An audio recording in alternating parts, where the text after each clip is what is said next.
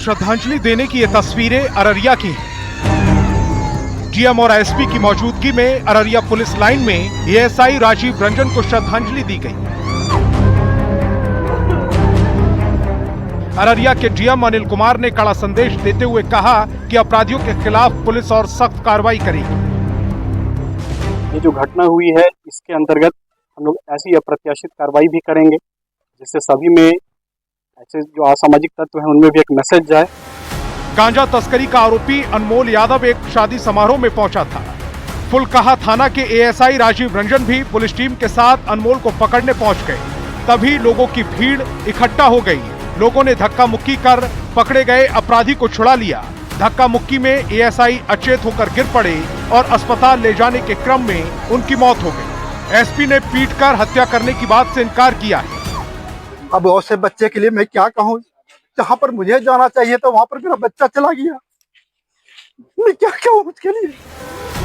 राजीव रंजन साल 2000 में बिहार पुलिस में भर्ती हुए थे। सबसे पहले गया, फिर पटना, उसके बाद अररिया के फुलकाहा में उन्हें पोस्टिंग दी गई। राजीव रंजन की मौत के बाद उनके पैतृक गांव मुंगेर में जानकी नगर में मातमी सन्नाटा पसरा हुआ है। जबरदस्ती छुड़वा लिया। उसी छुड़वाने के क्रम में धक्का मुक्की में ये अचेत अवस्था होकर गिर गए हैं। ये हमारे एएसआई राजीव मल और इनको तत्काल हॉस्पिटल ले जाया गया जहां इनकी मृत्यु हो गई। राजीव रंजन की मौत के बाद तुरंत एक्शन लिया गया और इस मामले में 6 लोगों को गिरफ्तार किया गया। एएसआई राजीव रंजन की मौत के बाद पुलिस सख्त कार्रवाई की बात कह रही है। छापेमारी और गिरफ्तारी भी होने लगी है, लेकिन सवाल है कि एएसआई राजीव रंजन की मौत का जिम्मेवार कौन है। न्यूज़ 18 के लिए अररिया से सतीश और मुंगेर से अरुण के साथ ब्यूरो रिपोर्ट। एएसआई की मौत पर परिजनों में चित्कार मची हुई है। वहीं अररिया पुलिस परिवार में भी शोक की लहर है। लक्ष्मीपुर चौक पर एएसआई की मौत हुई। फुलकाहा थाना के लक्ष्मीपुर चौक का जायजा लिया न्यूज़ 18 संवाददाता सतीश कुमार ने। बॉर्डर के फुलकाहा थाना क्षेत्र के उसी लक्ष्मीपुर चौक पर है जहां पर बीती देर रात जो है अररिया के फुलकाहा थाना के जो एएसआई हैं राजीव रंजन और गांजा तस्कर अनमोल यादव के बीच झड़प होती है और उस चोट की वजह से जो है एएसआई राजीव रंजन की मौत हो जाती है। और तस्वीर में साफ तौर पर आप देख सकते हैं कि यह वही जगह है। और बता दें कि यहाँ पर स्थानीय जो मुखिया हैं उनकी बेटी की शादी थी, वहां पर एएसआई राजीव रंजन भी गए थे भोज खाने और वह जो है उस वांटेड क्रिमिनल को वहां पर देखते हैं। 2 एएसआई और 2 चौकीदार के साथ जो है वो इसी चौक पर पहुंचते हैं। जैसे ही वो गांजा तस्कर जो है अनमोल यादव उस पर नजर पड़ती है, उसे गिरफ्तार कर लिया जाता है। पुलिस गिरफ्तार कर लेती है, लेकिन उस गांजा तस्कर अनमोल यादव के साथ में दरअसल 10 से 12 असामाजिक तत्व थे जिन्होंने पुलिस पर हमला कर दिया, मारपीट शुरू कर दी। जिसके बाद जो है धक्का मुक्की के बीच जो है एएसआई राजीव रंजन गिर जाते हैं और चोटिल होने के बाद वो अचेत अवस्था में गिर जाते हैं और उनकी मौत हो जाती है। हालांकि अररिया एसपी अंजनी कुमार ने कहा है 4 से 5 लोगों को हिरासत में लेकर पूछताछ किया जा रहा है। सतीश कुमार, न्यूज़ 18, लक्ष्मीपुर, अररिया। अररिया में ग्रामीणों के साथ झड़प में एएसआई राजीव रंजन की मौत के बाद राजनीति भी शुरू हो गई है। नेताओं ने एएसआई के निधन पर गहरा दुख जताने के साथ ही अपराधियों को सीधी चेतावनी भी दी है। जो बिहार में अपराधियों के लिए कोई जगह नहीं है उनका कहना है और पुलिस इन अपराधियों का बखूबी इलाज कर रही है, तो विपक्ष ने सरकार का इकबाल खत्म होने का आरोप लगा दिया है। पुलिस ने वहां कई लोगों को गिरफ्तार किया है, ताबड़तोड़ छापेमारी भी हो रही है। एक व्यक्ति जो इस घटना में शामिल है उसकी गिरफ्तारी सुनिश्चित होगी। अब विपक्ष के लोग हाय तौबा मचा रहे हैं, भूल जाते हैं कि नीतीश कुमार जी का बिहार है जहां क्राइम और क्रिमिनल्स के साथ नो कॉम्प्रोमाइज की नीति है। किसी भी कीमत पर अपराधियों के मनोबल को बढ़ने नहीं दिया जा सकता है। बिहार ने वो दौर भी देखा है जब ऑर्गेनाइज्ड क्राइम हुआ करते थे, अपराध एक उद्योग बन गया था और पुलिस पदाधिकारी मुक्त दर्शक बने रहते थे। बिहार पुलिस के एक जाबाज एएसआई आज शहीद हो गए। उनकी शहादत पे सच्ची श्रद्धांजलि तभी होगी जब उनकी शहादत के लिए जिम्मेदार लोगों को उनके अंजाम तक पहुंचा दिया जाएगा। और मुझे पता है कि बिहार पुलिस अच्छी तरीके से जानती है कि उन अपराधियों का अंजाम क्या होना चाहिए। बताइए, अब पुलिसे वाला लोग को मार रहा है लोग जो है, और भाजपा बोलती है 2005 से पहले क्या था बिहार में, 2005 से पहले क्या था।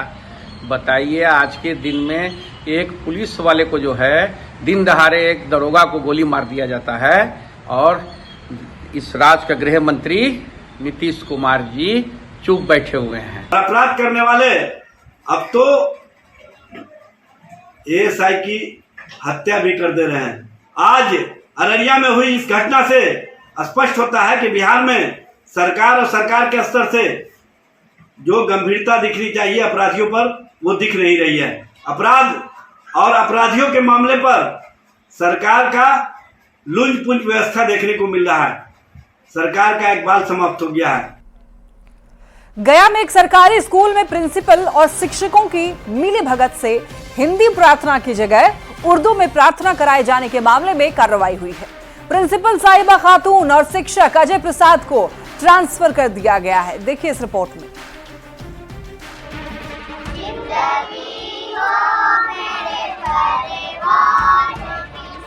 गया में उर्दू में प्रार्थना करवाना प्रिंसिपल और शिक्षक को भारी पड़ा है। मामला गया के आंती राजकीय मध्य विद्यालय जमालपुर का है, जहां प्रिंसिपल साहिबा खातून पर हिंदी प्रार्थना की जगह उर्दू में प्रार्थना कराए जाने का आरोप लगा है। शिक्षक अजय प्रसाद ने इसका विरोध करते हुए वीडियो बना लिया और उसे सोशल मीडिया पर वायरल कर दिया।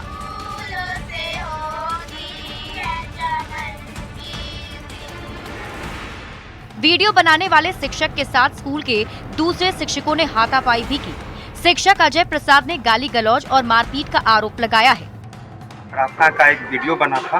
अब वीडियो बनाने के क्रम में वो लोग आए, पूछे हमसे क्या वीडियो बनाए हैं। बोला कि क्या बात है, पहले आप बोलिए तो, इसको ठीक बोलिए तो। इसी में मेरे ऊपर 4-5 फेंट मार के अंदर हम भागने लगे, हमको शर्ट को सब फाड़ दिया। और इसकी पूरी जो है, इसका जो है कार्यक्रम, इसका जो हमारे वर्तमान प्रभारी है, इसका बेटा मोहम्मद जियाउद्दीन, जो सब उसी का गेम प्लान है। और मेरे शक के आधार पर, ऐसे मैं सही साबित नहीं कर सकता हूं, लेकिन सब उसी का बनाया हुआ प्लान है।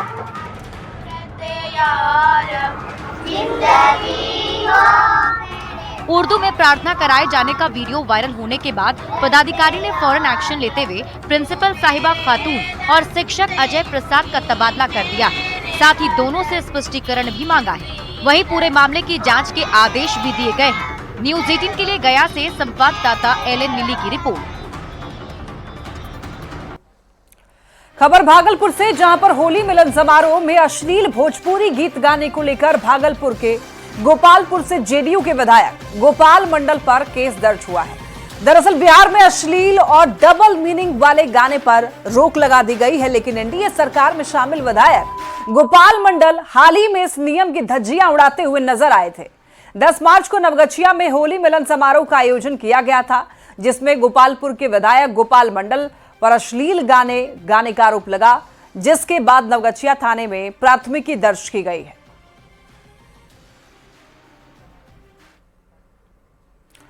तो अश्लील गाने के मामले में देखिए जेडीयू विधायक गोपाल मंडल के खिलाफ थाने में एफआईआर दर्ज कराई गई है। इधर गोपाल मंडल ने इन आरोपों पर सफाई दी है। गोपाल मंडल की दलील है कि कुछ लोग उन्हें बदनाम करने में लगे हैं, जबकि उनका ऐसा कोई इरादा नहीं था। विरोधियों की साजिश के सवाल पर यह कहा कि उनके सामने कोई विरोधी नहीं है, वो खुद एक फाइटर है। कर गई, कोई इशारा कर दिया तो मेरे तरफ झुका था, हम पंसुइया निकाल के पट से दे दिए, झुक गई तो गलबा में सट गया।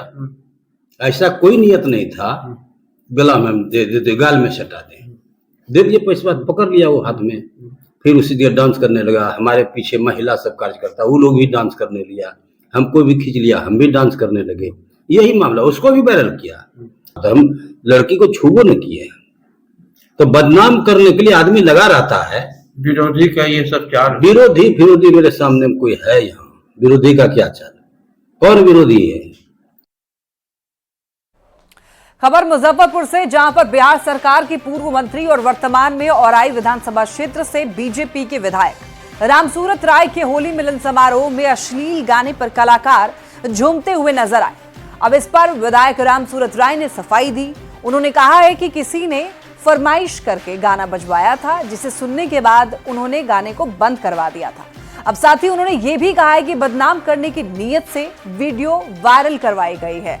तो आपको बताते चलें कि बिहार में अश्लील गाने और डबल मीनिंग गाने बजाने पर कार्रवाई होगी और होली मिलन में खासतौर पर देखिए होली के लिहाज से ये आदेश जारी किया गया। सभी जिलों में ये आदेश लागू होता है कि अश्लील गाने या डबल मीनिंग गाने बजाए जाते हैं और इसकी शिकायत अगर कोई करता है तो फिर उस पर कार्रवाई की जाएगी। अब ऐसे में देखिए थोड़ी देर पहले ही हमने आपको बताया कि गोपाल मंडल पर भी आरोप लगे, उसके बाद केस भी दर्ज हुआ है। अब एक और मामला इधर बीजेपी विधायक पर रामसूरत राय पर, और उन्होंने सफाई दी। उनका कहना है कि किसी ने फरमाइश करके गाना बजवाया था, हालांकि सुनने के बाद उन्होंने गाने को बंद करवा दिया, ऐसा उनका कहना है। और उन्होंने ये भी कहा है कि बदनाम करने की नीयत से वीडियो वायरल की गई है। लेकिन अब देखिए कि सरकार प्रशासन अलर्ट मोड पर है। एक्शन लिया जा रहा है कि अगर अश्लील गाने बजेंगे और अश्लीलता फैलाई जाएगी डबल मीनिंग गानों से, तो फिर एक्शन जरूर ली जाएगी। गाना बजाना होली में होता ही है। अब किसी के फरमाइश पर किसी ने बजा दिया, मुझे कान तक बात आई तो मैंने उसको मना किया, रुकवा दिया। ऐसा कोई फुल वीडियो, ऐसा कोई अश्लील गाना नहीं है। लेकिन एक चीज मैं कहना चाहूंगा, जो लोग भी इस चीज को रिकॉर्ड करते हैं, चलाते हैं, तो हर चीज का अनेक अर्थ होता है। तो हर नजर से देखने का मतलब अपना निकलता है। तो जो उस तरह के लोग हैं उनको सिर्फ वही कमी समझता है। बिहार की सियासत में नीतीश कुमार के बेटे निशांत के राजनीति में आने को लेकर एक बार फिर राजनीति तेज हो गई है। पूर्व केंद्रीय मंत्री अश्विनी चौबे ने निशांत के राजनीति में आने की मांग उठाई, तो अब बिहार सरकार के मंत्री और जेडीयू नेता जयंत राज ने निशांत के राजनीति में आने की मांग का समर्थन किया है। उन्होंने कहा कि निशांत के राजनीति में आने से जेडीयू और मजबूत होगा।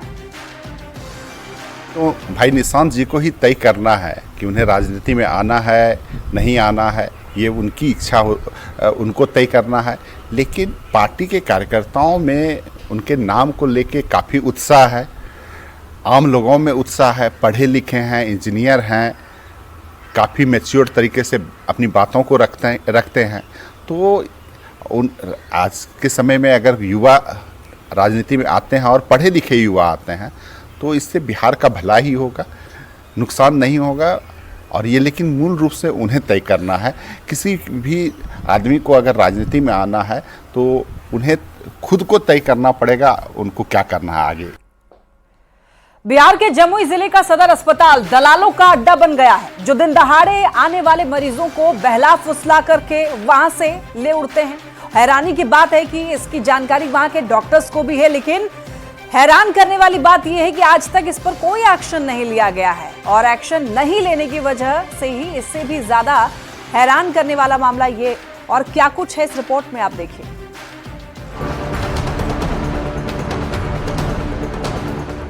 जमुई का सदर अस्पताल, जहां दूर दराज इलाके से गरीब तबके के लोग इलाज कराने आते हैं, लेकिन यहां से एक हैरान करने वाला मामला सामने आया है, क्योंकि यहाँ एक दो नहीं बल्कि आधा दर्जन से ज्यादा मरीज सक्रिय हैं, जो यहाँ वाले मरीजों को बहला फुसलाकर प्राइवेट अस्पताल ले जाते हैं ताकि उन्हें कमीशन मिल सके, वो भी बिना इस बात की गारंटी के कि वो प्राइवेट अस्पताल ठीक है या नहीं, या वो मरीज वहाँ जाएंगे तो ठीक हो जाएंगे या नहीं।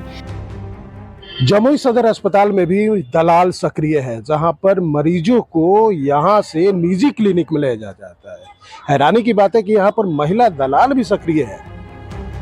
एक ऐसा ही मामला सामने आया है जहां प्रसव कराने के लिए एक महिला पहुंची। डॉक्टर ऑपरेशन की तैयारी कर रहे थे, कुछ दिन में ऑपरेशन होना था, लेकिन उससे पहले ही वहां पर मौजूद एक महिला मरीज को बहला फुसलाकर प्राइवेट अस्पताल लेकर चली गई। यहाँ नहीं इलाज करेंगे तो कहीं तो दिखाएंगे ना, हम मरने छोड़ देंगे। यहाँ पर क्लिनिक में ले जा रहे हैं? किस क्लिनिक में ले जाएंगे? कहीं जैसे होगा कोई। कौन बताया कि वहाँ ले जाना है? कोई नहीं, कोई तो हिफाजत भी नहीं करता। जब हमने पूछा कि यहाँ से क्यों जा रहे हैं तो मरीज के पति ने इलाज ठीक से नहीं होने का हवाला दिया, लेकिन उन्होंने ये नहीं बताया कि वो किस प्राइवेट अस्पताल में जा रहे हैं। सदर अस्पताल के डॉक्टर ने खुद स्वीकार किया कि यहाँ दलाल रहते हैं और ये कोई पहला मामला नहीं है। पेशेंट यहाँ पर रोज दलाल लगा रहता है, कौन इन लोग को रोकता है? दलाल लगा रहता है, सब लगा रहता है। अभी जब तैयार है यहाँ पर हम लोग 8 ग्राम में उसको बिना बीटी के करने के तैयार थे कि ऑपरेशन के बाद ब्लड चढ़ेगा, तब वो पेशेंट चला गया, तो इसमें किसका गलती है? अस्पताल के सिविल सर्जन का बयान और भी ज्यादा हैरान करने वाला है। उन्होंने कहा कि अस्पताल इसलिए एक्शन नहीं ले रहा है क्योंकि अब तक कोई लिखित शिकायत नहीं मिली है। हमको अभी तक इसके बारे में किसी ने लिखित कंप्लेन नहीं किया, इससे ज्यादा कुछ भी नहीं कर सकते हैं। लिखित कंप्लेन नहीं, कभी तक नहीं हुआ। सदर अस्पताल से बहला फुसलाकर निजी अस्पताल ले जाने का ये पहला मामला नहीं है, लेकिन हैरानी की बात है कि सारी जानकारी होने के बाद भी यहाँ धड़ल्ले से दलाल अपना काम कर रहे हैं और कमाई का अड्डा बना रखा है। न्यूज़ 18 के लिए जमुई से केसी कुंदन की रिपोर्ट।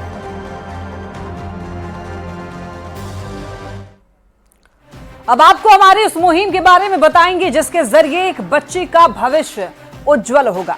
न्यूज़ 18 की मुहिम खुशबू को पढ़ाना है, रंग लाई है और बिहार सरकार के तमाम मंत्रियों और एसीएस ने खुशबू को मदद का भरोसा भी दिया।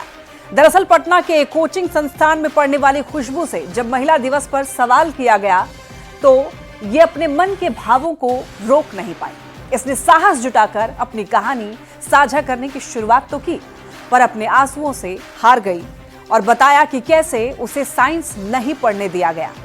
उसने लड़कियों को लेकर सामाजिक भेदभाव का भी जिक्र किया।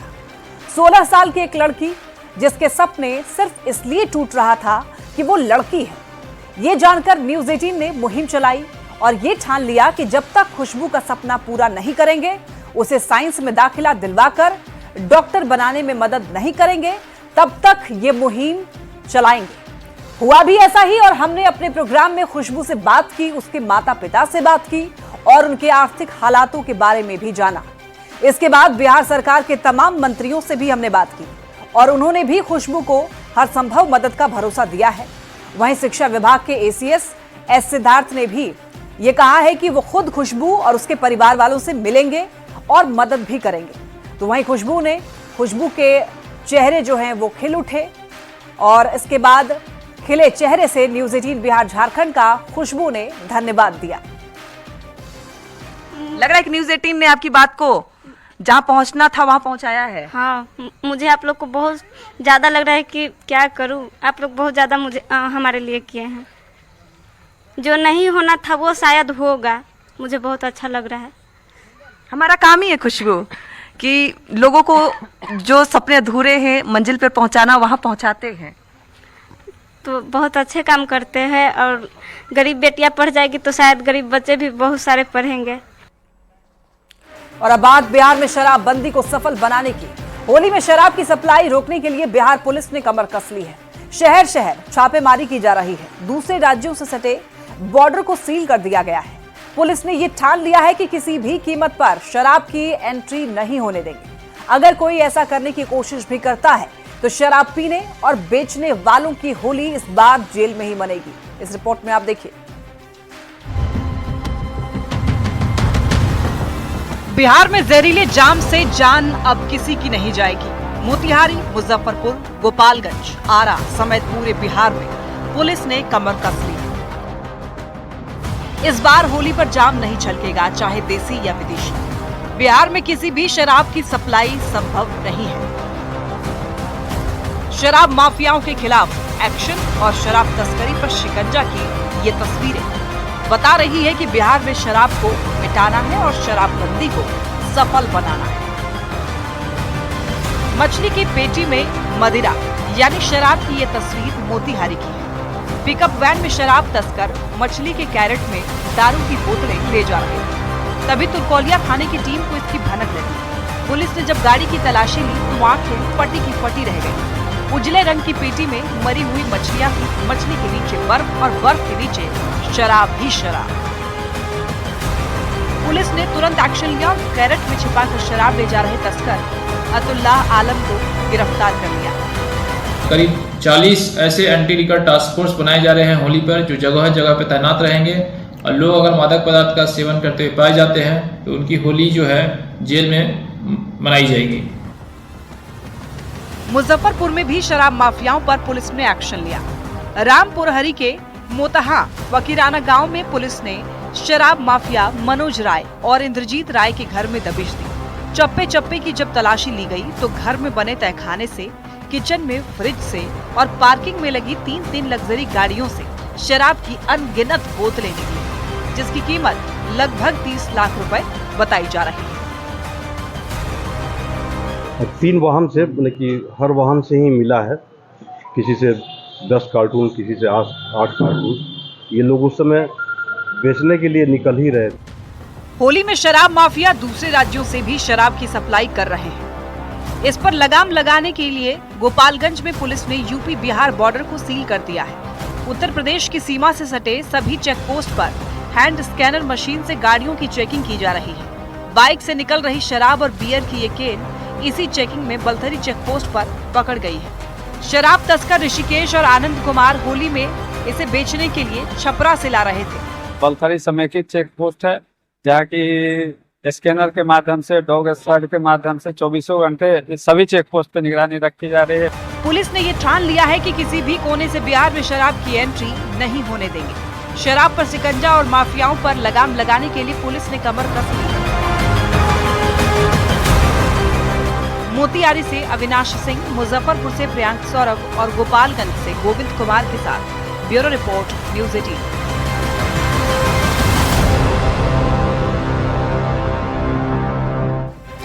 पटना से बड़ी खबर, 7वें राज्य वित्त आयोग का गठन, पूर्व IAS अधिकारी अशोक कुमार चौधरी को बनाया गया है अध्यक्ष।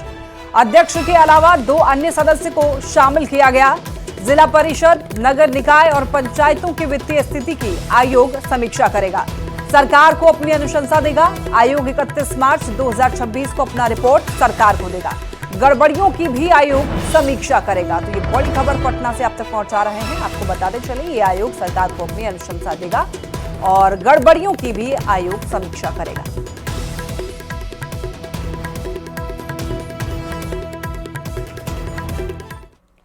और इसी के साथ अपना बिहार में फिलहाल के लिए इतना ही। आगे देखिए जोहार झारखंड शिप्रा के साथ। शुक्रिया।